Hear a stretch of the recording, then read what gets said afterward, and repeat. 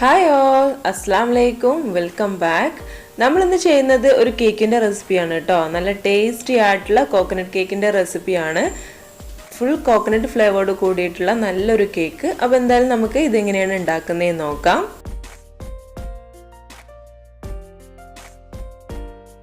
അപ്പോൾ നമുക്ക് ഈ ഒരു കേക്കിനായിട്ട് ആദ്യം ഡ്രൈ ഇൻഗ്രീഡിയൻസ് ഒക്കെ ഒന്ന് റെഡിയാക്കി എടുക്കാം. അതിനായിട്ട് ഞാനിവിടെ ഒരു കപ്പ് മൈദ എടുത്തിട്ടുണ്ട്. അതൊന്ന് നമുക്ക് ഈ ഒരു അരിപ്പയിലൂടെ ഇട്ടിട്ട് നന്നായിട്ടൊന്ന് അരിച്ചെടുക്കണം. അതുപോലെ തന്നെ അതിലോട്ട് 1 teaspoon baking powder, 1/4 teaspoon baking soda, 1/4 teaspoon ഉപ്പ് ഇത്രയൊന്ന് ഇട്ട് കൊടുത്തിട്ട് നന്നായിട്ടൊന്ന് അരിച്ചെടുക്കുക. ഞാനിവിടെ 2 പ്രാവശ്യം അരിച്ചെടുക്കുന്നുണ്ട്. അപ്പോൾ നിങ്ങൾക്ക് എങ്ങനെയാണോ വേണ്ടത് അതുപോലെ ചെയ്യാം. 2ഓ 3ഓ പ്രാവശ്യം ചെയ്താൽ അത്രയും നല്ലത്. അപ്പോൾ നമുക്ക് ഇതൊന്ന് അരിച്ചെടുത്തതിന് ശേഷം ഈ ഒരു പൊടി സ്പൂൺ വെച്ചിട്ട് ഒന്ന് നന്നായിട്ടൊന്ന് മിക്സ് ചെയ്തിട്ട് ഒന്ന് മാറ്റി വെക്കാം. ഇനി നമുക്ക് ഇതിലേക്ക് ആവശ്യമായിട്ടുള്ള മുട്ടയൊക്കെ ഒന്ന് ബീറ്റ് ചെയ്തെടുക്കണം. ഞാനിവിടെ ഒരു 4 മുട്ടയാണ് എടുത്തിട്ടുള്ളത് കേട്ടോ. 4 മുട്ട എടുത്താൽ മതി. ഒരു കപ്പ് മൈദയാണല്ലോ നമ്മൾ എടുത്തിട്ടുള്ളത്. അപ്പോൾ അതിന് 4 മുട്ട മതിയാവും. ഇനി നമുക്കിതിലേക്ക് 1 ടീസ്പൂൺ വാനില എസൻസ് കൂടി ഒന്ന് ഒഴിച്ചു കൊടുക്കുക. എന്നിട്ട് നന്നായിട്ടൊന്ന് ബീറ്റ് ചെയ്തെടുക്കാം. അപ്പോൾ ഇതൊന്ന് ബീറ്റ് ആയി കിട്ടുന്ന സമയത്ത് നമുക്കിതിലോട്ട് പൊടിച്ച് പഞ്ചസാര ഒന്ന് ചേർത്ത് കൊടുക്കണം. ഞാനിവിടെ ഒരു 1/4 കപ്പോളം പഞ്ചസാര പൊടിച്ചതാണ് എടുത്തിട്ടുള്ളത്. അപ്പോൾ നമുക്ക് മധുരം കൂടുതൽ വേണമെന്നുണ്ടെങ്കിൽ 1 കപ്പോളം എടുക്കാം. അത് നമ്മുടെ മധുരത്തിൻ്റെ ഒരു ടേസ്റ്റിനനുസരിച്ച് എടുത്താൽ മതി. ഇനി ഇത് നമുക്ക് കുറേശ്ശെയായിട്ട് സാധാരണ കേക്കിനൊക്കെ ചെയ്യുന്ന പോലെ തന്നെ കുറേശ്ശെയായിട്ട് ഇട്ട് കൊടുത്തിട്ട് നന്നായിട്ടൊന്ന് ബീറ്റ് ചെയ്തെടുക്കണം. അപ്പോൾ മുട്ട നന്നായിട്ട് പതഞ്ഞ് പൊങ്ങി വരുന്നവരെ നമുക്ക് നന്നായിട്ടൊന്ന് ബീറ്റ് ചെയ്തെടുക്കാം.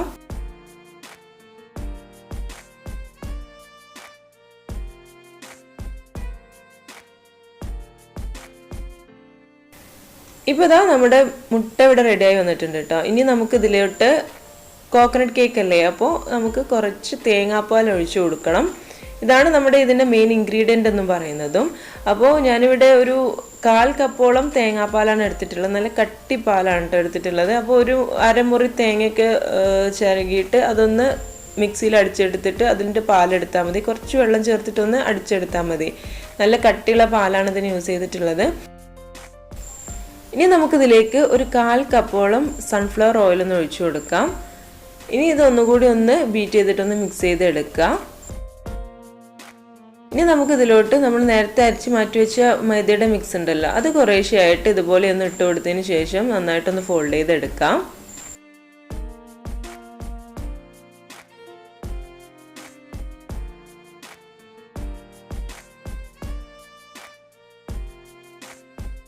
ഇപ്പോൾ മൈദയൊക്കെ നന്നായിട്ട് മിക്സായി വന്നിട്ടുണ്ട്. ഇനി നമുക്കിതിലോട്ട് ഒരു 1/4 കപ്പ് ഡെസിക്കേറ്റഡ് കോക്കനട്ട് ഇട്ട് കൊടുക്കാം. നമ്മൾ വീട്ടിലുള്ള സാധാരണ തേങ്ങ ആയാലും മതി കേട്ടോ. തേങ്ങ ചിരകിയിട്ട് അതിട്ട് കൊടുത്താലും മതി. തേങ്ങ എടുക്കുകയാണെന്നുണ്ടെങ്കിൽ അധികം മൂപ്പാവാത്ത ഇളയ തേങ്ങ എടുക്കാൻ ശ്രദ്ധിക്കുക കേട്ടോ. അതാവും നന്നാവുക. അപ്പോഴാണ് ഇതിന് ശരിക്കുള്ള ഒരു ടേസ്റ്റ് കിട്ടുക. അപ്പോൾ ഞാനിവിടെ ഡെസിക്കേറ്റഡ് കോക്കനട്ട് ഇട്ടിട്ട് നന്നായിട്ടൊന്ന് മിക്സ് ചെയ്തിട്ട് എടുത്തിട്ടുണ്ട്. ഓവർ മിക്സ് ചെയ്ത് കേട്ടോ. എങ്ങനെ ആയാലും നമ്മുടെ കേക്ക് ഹാർഡായി പോവും. അപ്പോൾ ഒന്ന് അങ്ങ് മിക്സ് ചെയ്തെടുത്താൽ മതി. ഇത് നന്നായിട്ടൊന്ന് മിക്സായി കഴിഞ്ഞാൽ നമുക്ക് ഒരു കേക്ക് ടിന്നിലോട്ട് ഇതൊന്ന് ഒഴിച്ചു കൊടുക്കാം. അപ്പോൾ ഞാനിവിടെ കേക്ക് ടിൻ എടുത്തിട്ട് അതിൻ്റെ അടിയിലായിട്ട് ഒരു ബേക്കിംഗ് പേപ്പർ ഒന്ന് ഇതേ ഷേപ്പിലൊന്ന് കട്ട് ചെയ്തിട്ടൊന്ന് വെച്ച് കൊടുത്തിട്ടുണ്ട്. അതിന് മുകളിലും ഓയിലൊന്ന് സ്പ്രെഡ് ചെയ്ത് കൊടുത്തതിന് ശേഷം നമുക്ക് കേക്ക് ബാറ്റർ ഇതിലേക്കൊന്ന് ഒഴിച്ചു കൊടുക്കാം.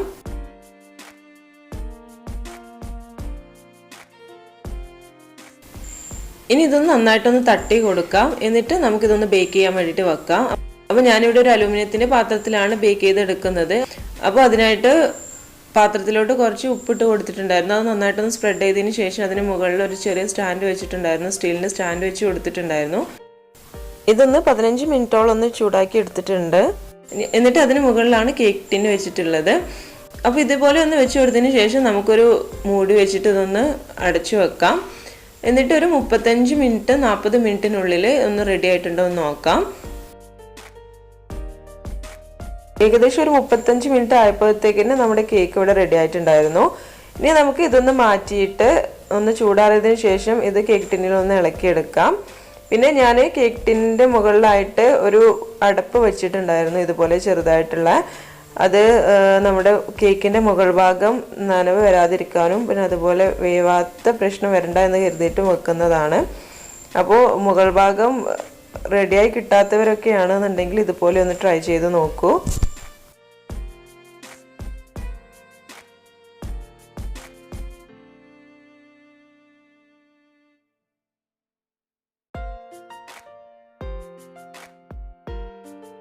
ഇപ്പോൾ കേക്ക് ഒന്ന് ചൂടാറി വന്നിട്ടുണ്ട്. ഇനി ഇതിൻ്റെ സൈഡ് ഭാഗമൊക്കെ ഇതിനൊന്ന് വേർപ്പെടുത്തി എടുത്തതിന് ശേഷം നമുക്കിത് വേറൊരു പാത്രത്തിലോട്ട് മാറ്റാം. അപ്പോൾ അതിന് മുമ്പായിട്ട് ഇതുപോലെ നൈഫ് വെച്ചിട്ടോ സ്പാച്ചില വെച്ചിട്ടോ ഇതുപോലെ ഒന്ന് വിടിയിച്ചെടുക്കുക. അതിന് ശേഷം വേറൊരു പാത്രത്തിലോട്ട് മാറ്റാം. പിന്നെ അടിഭാഗത്ത് ബേക്കിംഗ് പേപ്പർ ഉള്ളത് കൊണ്ട് തന്നെ അടിഭാഗം ഇളകിപ്പോരാൻ ഒരു ബുദ്ധിമുട്ടും ഉണ്ടാവില്ല. ഇനി നമുക്ക് ഇതിൻ്റെ മുകളിലൊന്നും ബേക്കിംഗ് പേപ്പർ ഒന്ന് ഒഴിവാക്കിയെടുക്കാം.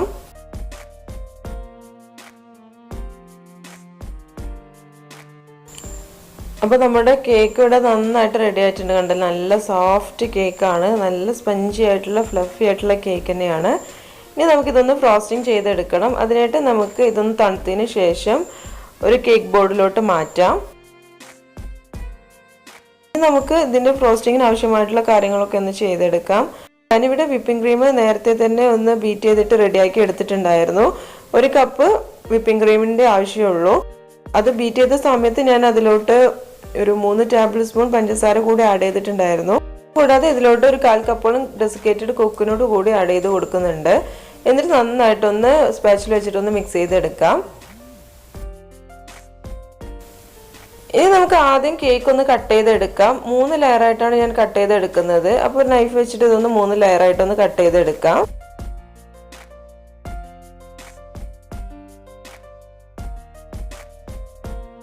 ഇനി കേക്ക് ബോർഡിലോട്ട് നമ്മൾ റെഡിയാക്കി വെച്ചിട്ടുള്ള വിപ്പിംഗ് ക്രീമിൽ നിന്നും കുറച്ചൊന്ന് ആക്കി കൊടുത്തതിന് ശേഷം ഇതിന് മുകളിൽ ഫസ്റ്റ് ലെയർ വെച്ച് കൊടുക്കാം. അപ്പോൾ ഞാനിവിടെ ലെയർ വെക്കുന്ന സമയത്ത് മുകളിലുള്ള ലെയറാണ് ആദ്യം വെച്ച് കൊടുക്കുന്നത്.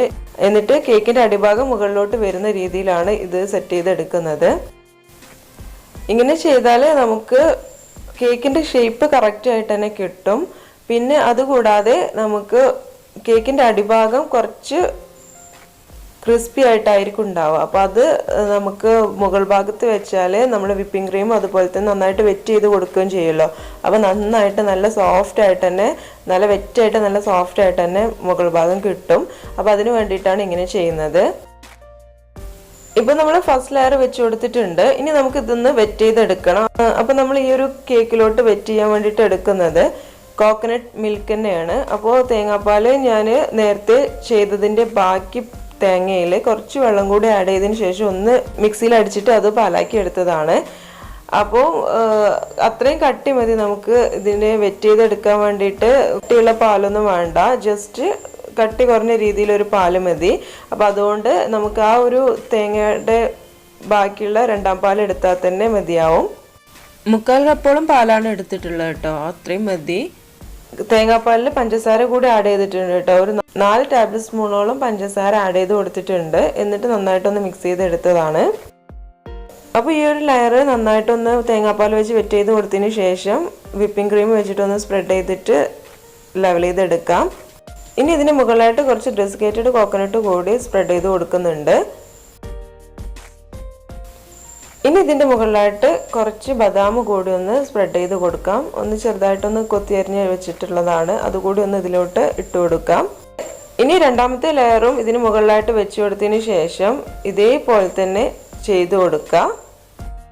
ഇപ്പോൾ കേക്ക് ഇവിടെ ഫുള്ളായിട്ട് വിപ്പിംഗ് ക്രീം വെച്ചിട്ട് കവർ ചെയ്തെടുത്തിട്ടുണ്ട്. ഇനി ഇതിൻ്റെ മുകളിലായിട്ട് നമുക്ക് ഡെസിക്കേറ്റഡ് കോക്കനട്ട് ഇതുപോലെ ഒന്ന് വെതറി കൊടുക്കാം. എല്ലാ ഭാഗത്തും സൈഡ് ഭാഗങ്ങളിലും മുകൾ ഭാഗങ്ങളിലൊക്കെ ഫുള്ളായിട്ട് നമുക്കിത് വെതറി കൊടുക്കാം.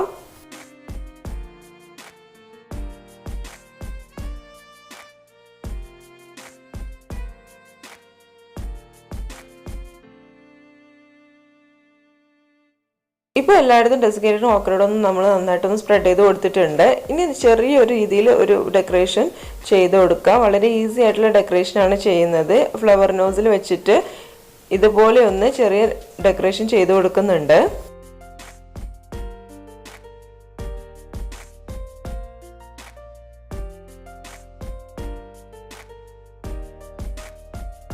നടുഭാഗത്തും അതുപോലെ തന്നെ സൈഡ് ഭാഗങ്ങളിലും ചെറിയ ഒരു രീതിയിലുള്ള ഡെക്കറേഷനെ ചെയ്ത് കൊടുക്കുന്നുള്ളൂ.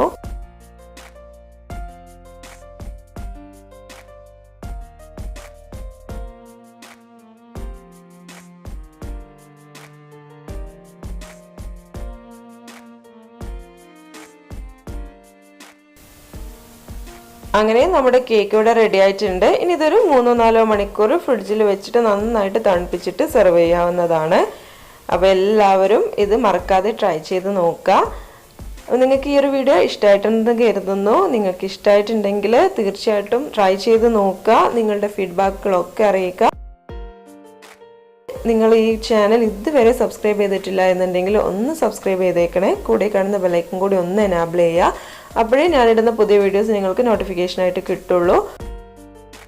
അപ്പോൾ നമുക്ക് എന്തായാലും ഇതുപോലുള്ള പുതുമയാർന്ന റെസിപ്പിയുമായിട്ട് വീണ്ടും കാണാം. അതുവരെ ടേക്ക് കെയർ, ബൈ.